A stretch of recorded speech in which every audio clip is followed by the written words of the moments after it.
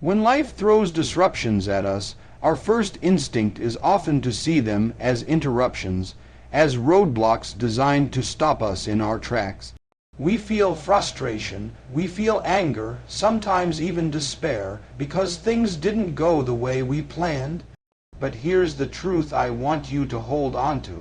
Disruptions are not there to destroy you, they are there to develop you. They are not endings, they are invitations, an invitation to grow, to stretch, to rise to a level you never thought you could reach. I remember Les Brown once saying, "Ask not why me, but try me." That's the posture of someone who has learned that setbacks are nothing but setups for a greater comeback. Disruptions are life's way of testing your commitment to the very dream you say you want. You say you want to be successful. You say you want to build a business. You say you want to have a meaningful life. But the moment a storm shows up, the question is, will you still move forward? Because the storm is not the enemy, it's the training ground. Think about it. No muscle ever grows without resistance. No diamond shines without pressure. No great story is ever written without conflict. It is disruption that forces us to confront our weakness, to sharpen our skills, to dig deep into resources we didn't even know we had. If life went exactly as we planned, we would never discover our strength. We would live comfortably, but we would not live powerfully. And here's where psychology and philosophy both come in. Psychologically, our minds are wired to avoid discomfort. We are programmed to seek pleasure and run from pain. But disruptions break that pattern. They force us to adapt, to think differently, to respond with creativity instead of complacency. Philosophically, disruptions remind us of something profound, that we are not in complete control of life, but we are in complete control of how we respond to it. The Stoics understood this centuries ago. Epictetus said, "It's not what happens to you, but how you react to it that matters." Les Brown echoes this timeless truth in modern language when he says, "Don't let someone else's opinion of you become your reality." Well, don't let a disruption become your definition of defeat. Either you see some people experience a disruption and they stop. They throw their hands up and say, "It wasn't meant to be." But others, those who understand the secret, they look at that disruption and say, "This is the moment that's going to shape me. This is the moment I'm going to look back on one day and say, that's when I became who I am." That's the difference between people who settle and people who soar. I want you to think back to some of the most difficult times in your life. At the time it may have felt unbearable, but now, looking back, can you see how it shaped you? Can you see how it taught you something you could not have learned any other way? Maybe it gave you empathy. Maybe it gave you strength. Maybe it gave you clarity. That's the hidden gift of disruption.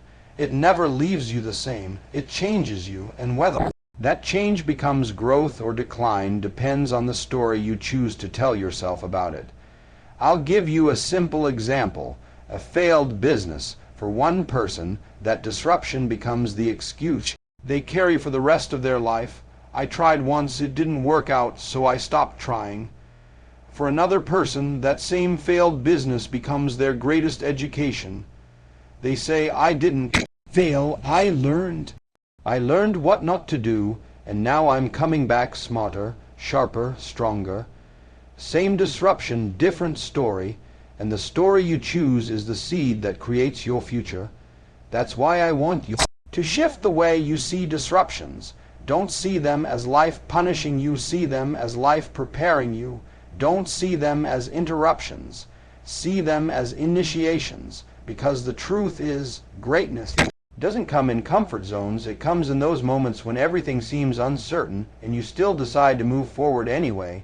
So the next time you face a disruption, don't shrink back. Lean in. Ask yourself, what is life trying to teach me here? What strength is this challenge pulling out of me?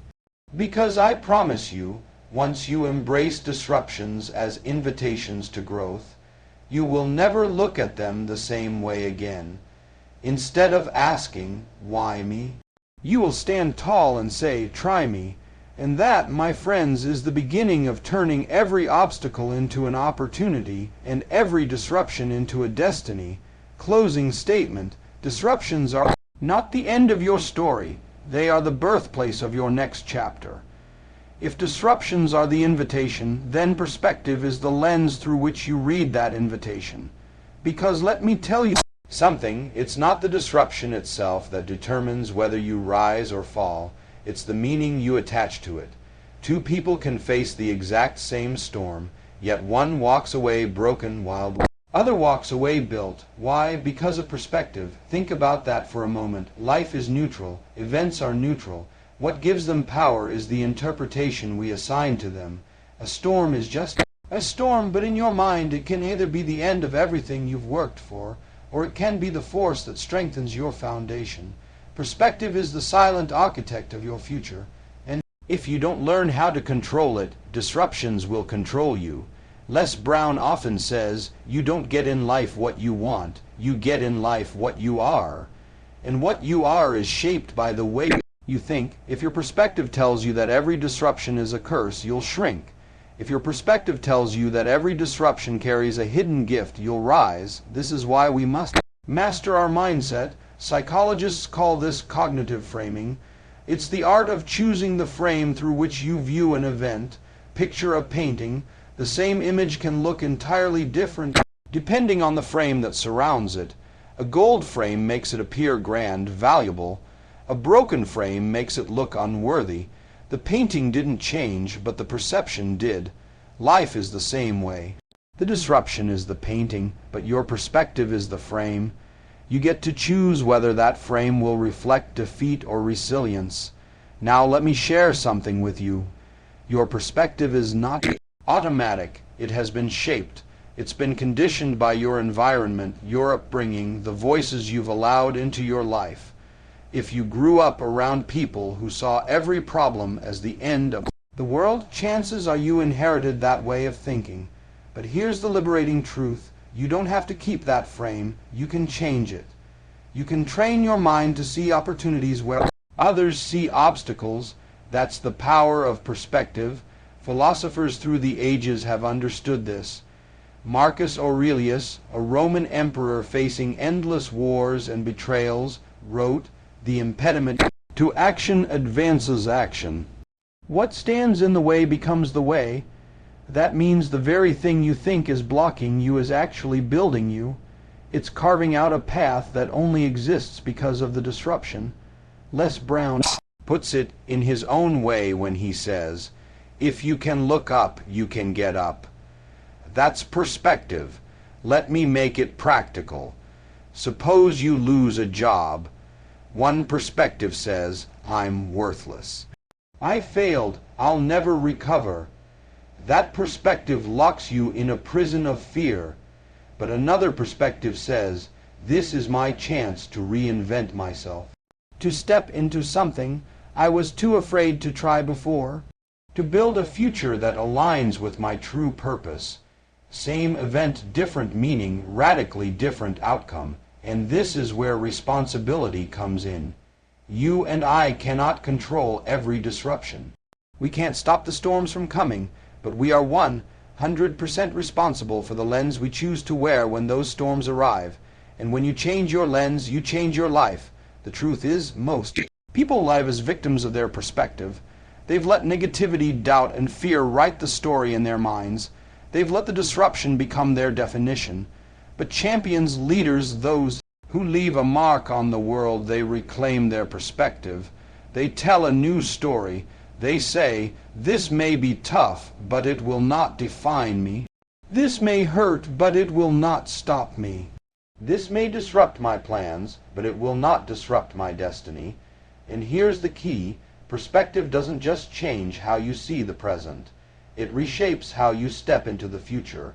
When you train your mind to see disruptions as stepping stones instead of stumbling blocks, you build a habit of resilience. You begin to trust that every challenge is part of your preparation, and when that becomes your perspective, fear loses its grip. You stop waiting for the perfect conditions to pursue your dream because you realize that even the imperfect conditions can carry you forward if you choose the right meaning. So I want you to pause for a moment and ask yourself, what perspective am I holding right now? Am I seeing my current disruption as the end, or am I seeing it as the opening to something greater? Because the story you tell yourself about your disruption will become the script of your life. And if you don't like the script, change the story, change the frame, choose to see differently, and you'll begin to live differently. Closing statement: you may not control the storm, but you control the story, and the story you choose to tell about your disruption will either imprison you or empower you. Choose wisely. When disruptions come, they don't just test your perspective. They test your discipline and determination. Because here's the truth: it's not enough to see the opportunity in a storm if you don't have the discipline to stay the course, and the determination to keep pressing forward when everything in you wants to quit. Disruptions are not won with talent or luck or good intentions. They are conquered through consistency, through daily habits, through the relentless decision to keep showing up. Les Brown reminds us, you don't have to be great to get started, but you have to get started to be great. And once you've started, you need the staying power to keep going when motivation wears off. Motivation may ignite you, but discipline sustains you, determination drives you, and those two qualities are the anchors that hold you steady when the winds of disruption try to blow you off course. Think about a ship in a storm. The waves are violent, the winds are howling, visibility is gone. What keeps that ship from drifting into destruction? Its anchor. Discipline and determination are your anchors. Without them, you drift. With them, you endure. And endurance, not ease, is what separates those who dream from those who achieve. Now let's be real. Discipline isn't glamorous. Determination isn't flashy. It's not about feeling good every day. It's about committing even when you don't feel like it. Discipline is waking up and working on your craft when no one is watching.